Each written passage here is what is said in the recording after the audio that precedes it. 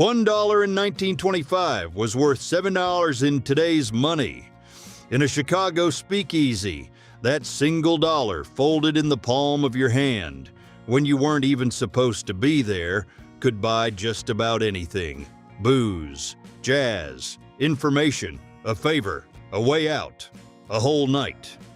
I'm going to show you exactly what every cent bought and how much it really cost. Number 1, a shot of moonshine, 10 cents. That's what you'd pay for a shot of moonshine at a neighborhood speakeasy in Chicago around 1925. With $1 in your pocket, you could knock back 10 shots, almost a whole bottle. The problem was, not all moonshine was the same. The good stuff went down with a clean burn, with a strong taste of corn grain. The bad stuff could kill you. No exaggeration. Distilled in makeshift, poorly cleaned equipment, cheap moonshine often contained methanol, a substance that could cause permanent blindness and even death. And the worst part? The price was the same for both. You paid the same 10 cents with no real idea what you were drinking. The only thing separating a good night from a tragedy was knowing the right bartender. And if you didn't, you were gambling with every sip. Number 2, a shot of imported whiskey. Here's where the story gets good. For 25 cents, you got a shot of what the waiter swore was legit Scotch or Canadian whiskey.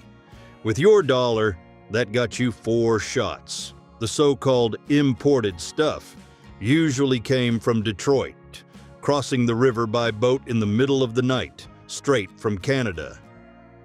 But there's one catch you need to know. A lot of that stuff never crossed any border at all.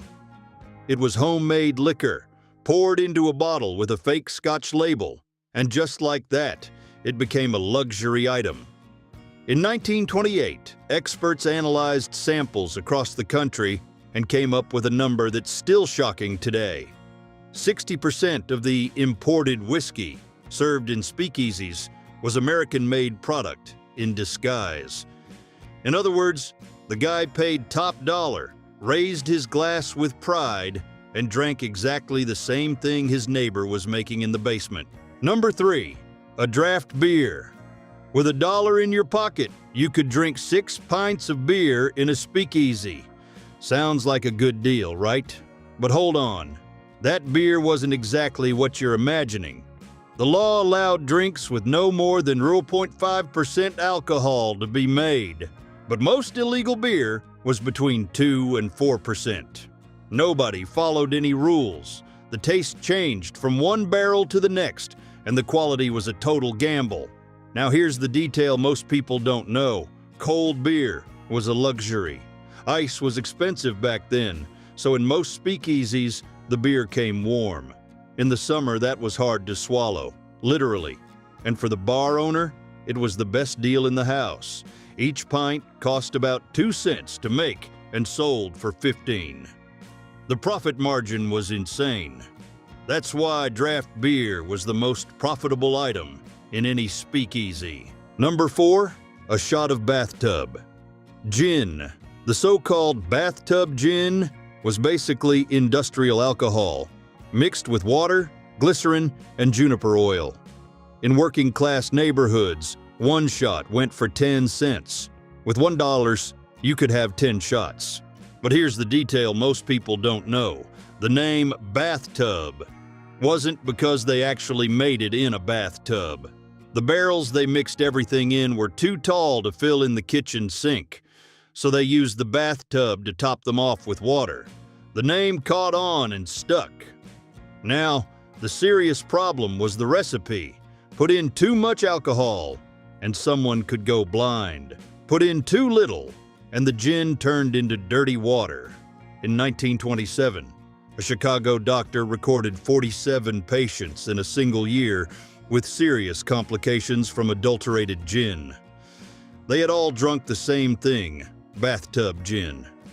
And even so, the speakeasies stayed packed every night. Number 5, a round for 4 friends. Buying a round for your friends wasn't just generosity. It was the house strategy. Speakeasy owners trained their bartenders to never ask, "What are you drinking?" but instead, "A round for the table." That simple trick increased consumption per customer by about 40%. Because it worked through obligation. If someone bought a round, the next person felt obligated to buy the next one, and just like that, the night kept getting more expensive without anyone noticing. A round of 4 drinks cost between 50 cents and $1, depending on the place and the drink. Sounds cheap, but after 3 or 4 rounds, a guy had already blown the equivalent of a full day's work. And here's a curious detail. Al Capone, according to accounts from employees at his own bars, never bought a single round. Everyone bought for him. Number 6, a blackjack chip. Almost every mid-sized speakeasy had a blackjack table hidden in the back. For 25 cents, you could buy 1 chip.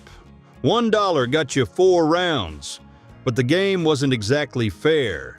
In mafia-controlled places, the house edge was between 8 and 12%, and that was considered honest for the time. In independent bars, the margin could go over 30%. In 1929, inspectors analyzing records from 200 seized speakeasies discovered something that changes everything. 35% of total revenue didn't come from booze. It came from gambling. In other words, for many speakeasy owners, alcohol was just the bait. The real money was at the tables in the back. You've seen the drinks and the games.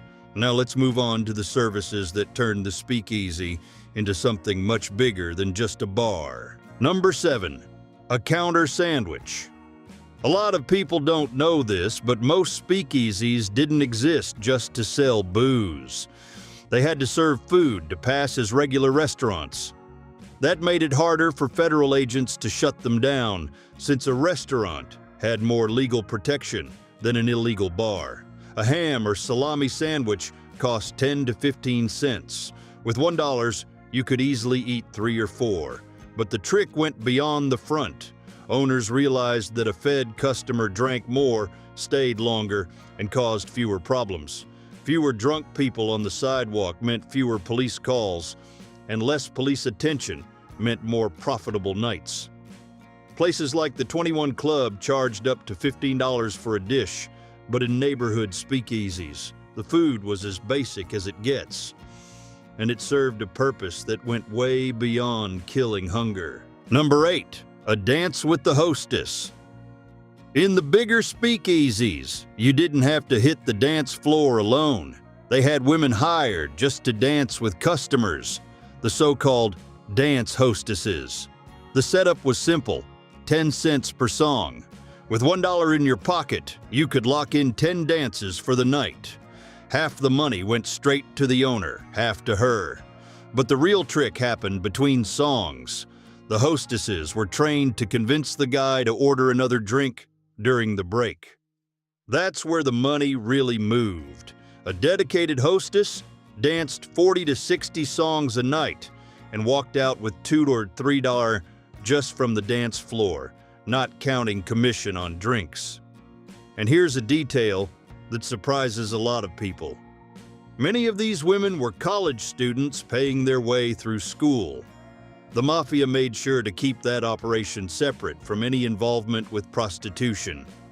Mixing the two businesses increased the risk of drawing police attention. Number 9, a phone call. In 1925, a local call cost 5 cents at the payphone on the corner. But inside a speakeasy, that same phone carried a different kind of weight. It wasn't just convenience, it was survival. The owner used it to get the warning that the cops were on their way. And the smart customer used it to close deals while sipping his whiskey. Mafia-controlled speakeasies sometimes let regular customers make calls for free. A small gesture that bought loyalty. And there was logic to it. A hidden bar with a phone attracted businessmen who needed to be reachable, even during illegal happy hour. In a world without cell phones, having a phone available was a real competitive edge. For 5 cents, you weren't just making a call. You were connected to a network where information was worth more than any drink. Number 10. Tip for the doorman. In the more exclusive speakeasies, nobody got in without a password or a referral from someone trusted. But there was a shortcut, 25 cents in the doorman's hand. With $1, you could get through that door up to 4 times without knowing anyone inside. The doorman wasn't just some big guy at the entrance. He was the first filter against undercover federal agents. And there was an interesting trick. They said agents almost never gave generous tips because undercover operation budgets were tight. The more experienced doormen swore they could spot a Fed just by the way he folded the bill. If he folded it too neatly, too military-like, it raised suspicion. It was a people-reading game where one mistake could mean everyone getting arrested that night. Number 11, a stored medicine. In the more serious speakeasies, $1 got you something that went beyond a simple shot. You bought a whole bottle, and the bar kept it there with your name on it. Every time you came back, your bottle was waiting for you. Sounds like something from an elite club, but there was a practical reason behind it. Back then, adulterated booze really did kill people. Having your own bottle meant knowing exactly what you were drinking. And there was another clever detail. If the police showed up in a raid, that bottle was the customer's personal property, not the bar's stock. The owner could claim he wasn't selling anything. It was a mutual protection play. Al Capone, for example, kept personal bottles at the 5 speakeasies he frequented in Chicago. $1 bought trust, safety, and an alibi. Number 12, a song requested from the pianist. In every decent speakeasy, there was a pianist in the corner playing all night long. If you wanted to hear a specific song, all you had to do was toss 10 cents onto his plate. With $1, you could request 10 songs, basically build the soundtrack to your night. The funny detail is that many of the biggest names in jazz got their start exactly like that, playing in illegal basements. Fats Waller and Art Tatum, before they were famous, were speakeasy pianists in Chicago and New York. The house salary was about $3 to $5 a night, but with tips, on a good night, a guy could take home $15 or $20. To give you an idea of what that meant, a factory worker didn't make that in an entire week of work. So yes, playing piano in an illegal bar paid better than honest work. Number 13, a cigar. In the 1920s, every decent speakeasy had a box of cigars on the counter. The cheapest ones went for 5 cents. Simple domestic brands any working man could afford. An imported Cuban, though, cost 25 cents. The kind of thing for someone who wanted to show he had money in his pocket. With $1, you could smoke 4 Cubans in a night, or buy 20 of the simple ones. Al Capone, for example, smoked cigars that cost $1 each, at a time when that was an hour's wage for hard manual labor. But the cigar had another purpose most people don't know about. The thick smoke helped cover up the smell of cheap alcohol that filled those places. From outside, a cop sniffing around the door smelled more tobacco than booze. Smart owners used that to their advantage and even handed out free cigars to loyal customers. Loyalty bought with smoke. Number 14, a bet on the numbers game. Inside speakeasies, there was another business that a lot of people don't even imagine. The so-called numbers game was an underground lottery where you picked 3 numbers and hoped to get lucky. With just 10 or 25 cents, you were in the game. The prize paid 600 to 1. Sounds incredible, but the real chance of hitting it was 1 in 1,000, which gave the house a 40% margin. Even so, nobody could resist. In immigrant neighborhoods, a guy could bet a little coin after lunch and have $60 in his pocket by 5 in the afternoon. That was more than many people made in a full week of hard labor. With $1, you could place between 4 and 10 bets, depending on the amount. It was the only chance to change your life fast when you had nothing. Speakeasy owners knew that and made money on both sides, the booze and the hope. Number 15, a favor from the bartender. In neighborhood speakeasies, the bartender wasn't just the guy serving drinks. He was the most connected man on the block. He knew who needed a job, who owed money, who was looking for a room to rent. For 25 cents up to $1, he solved things money alone couldn't solve. He introduced you to the right person, passed along a discreet message, held a package without asking questions, or simply forgot he had seen you there that night. In Italian, Irish, and Jewish immigrant communities, that kind of favor was worth more than any dollar bill. Researchers who studied these social networks in the 1940s confirmed what everyone already knew in practice. The speakeasy bartender was the real center of power in those communities, not through violence, but through information and trust. Number 16, a discreet exit. In mid-sized speakeasies, not everyone left through the same door they came in. There were alternate exits through the back, through basements, or even through neighboring buildings. And using those exits cost 50 cents, paid straight to the bartender or the manager of the place. But who paid for that? Mostly politicians, businessmen, and married guys who couldn't be seen leaving an illegal bar at 3 in the morning. Reputation was worth a lot more than half a dollar. That same service was also used to get troublemakers out of sight before things got worse. But the moment those exits really became a matter of survival was when word got around that a police raid was on the way. That's when those 50 cents became the best investment of the night. Number 17, a glass of real champagne.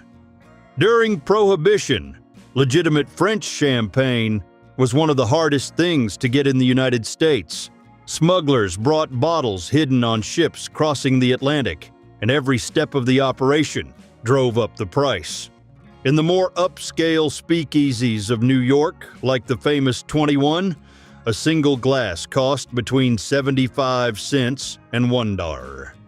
A whole bottle could go for as much as $12, which was more than what the best restaurants in Paris were charging at the same time. Now think about that. A factory worker made between $1 and $2 for a full day's work. In other words, one glass of champagne was basically a day's wages. And that's exactly where things get interesting.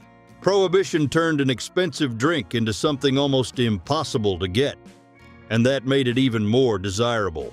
The more forbidden it was, the more people wanted it. Number 18, early VIP entry.